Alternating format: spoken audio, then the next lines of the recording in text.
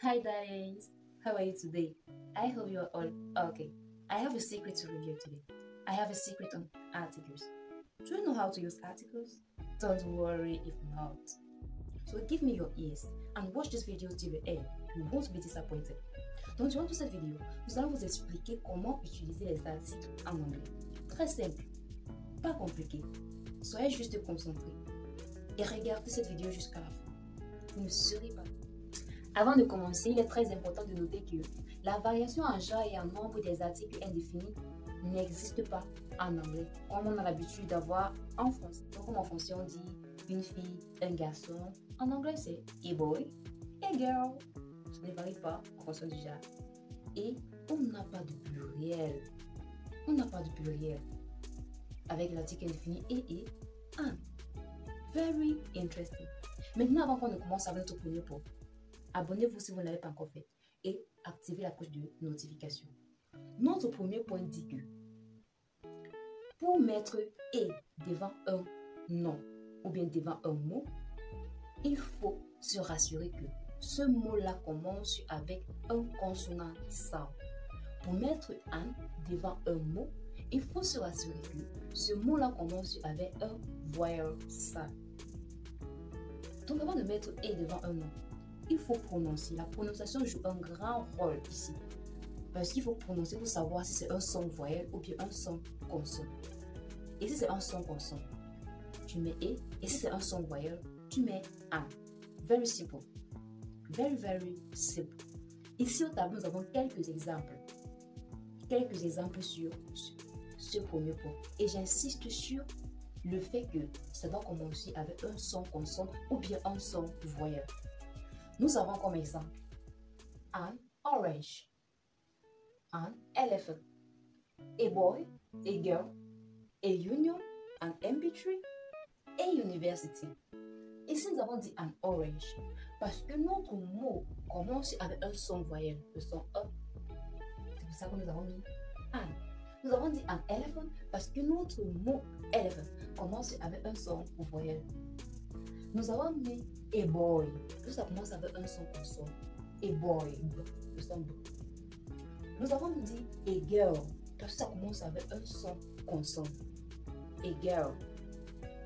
Et ici alors, comme j'ai dit, si vous ne respectez pas le fait que ça doit commencer par un son voyelle ou bien un son consonne, vous aurez des difficultés. Parce que ici, nous trouvons des mots qui commencent avec une voyelle. Mais lorsqu'on les prononce, ils nous donnent des sons consonnes. Nous avons des mots qui commencent par une consonne, mais lorsqu'on les prononce, ils nous donnent des sons voyelles. C'est pour ça qu'on insiste que ça doit commencer par un son voyelle ou bien un son consonne. Nous avons par exemple ici a union. Notre mot union commence avec la voyelle U, mais lorsqu'on prononce, il nous donne le son Y. Le son Y dans yes.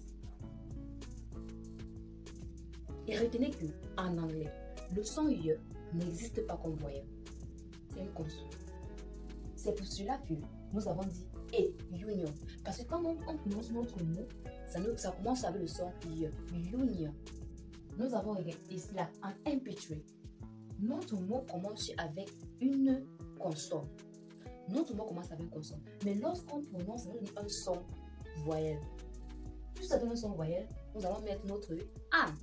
An MP3. Nous avons M ici, mais lorsqu'on prononce, ça donne le son est MP3. Nous avons a university. Non, vraiment. Ceux qui ont l'habitude de dire an university, please, from today, comprenez que on dit a university parce que ça commence avec un son consonne et non un son voyelle. Bien que ça commence avec une voyelle, la prononciation nous donne un son consonne. Alors on met a university, non an university. Nous allons continuer avec le second point. Très très intéressant.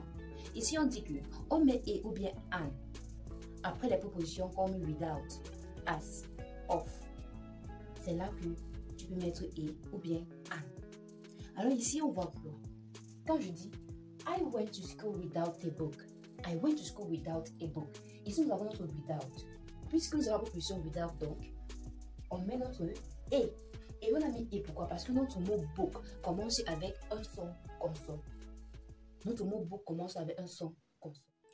Alors, un autre point aussi intéressant que les autres, on dit qu'on utilise et ou bien an près des noms qui définissent une personne ou bien une chose. Et il est très important de noter que on peut utiliser et an, c'est d'ailleurs obligatoire, devant les noms de métier. Devant les noms de métier. Un électricien, un medical doctor, et nurse. Parce que ce sont des noms de métier. On utilise obligatoirement l'article et ou bien an. Maintenant ici nous avons My brother is a medical doctor. My brother is a medical doctor. Ici, on va utiliser l'article et medical doctor. Peter is an English teacher. Peter est un enseignant d'anglais. Very simple. Nous avons dit que nous devons mettre ces articles-là devant le nom du métier, n'est-ce pas? Enseignant d'anglais. Ici donc, on a mis un English teacher parce que notre mot English commence par un son voyelle. Raison pour laquelle nous avons mis am. Restez scotchés les amis. Nous allons démarrer avec le dernier point. Et si tu n'étais pas encore abonné, prends quelques secondes pour le faire. Alors ce dernier point c'est plus que quoi? Ce dernier point dit que on utilise et an dans l'expression du temps. Dans l'expression du temps. Et ici notre et ou bien notre an renvoie à par en français. Quand je dis I go swimming twice a week. I go to school twice a week.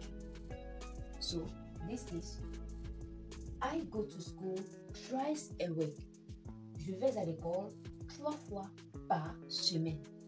Donc notre et renvoie à par en français dans cette phrase. I go to school twice a week. Je vais à l'école 3 fois par semaine. Notre et week, semaine. Donc on a utilisé ça dans l'expression du temps. J'espère que vous avez adoré le cours. J'espère que vous avez retenu quelque chose de nouveau. Alors, abonnez-vous, likez, commentez, partagez. Partagez pour permettre aux autres d'en bénéficier aussi.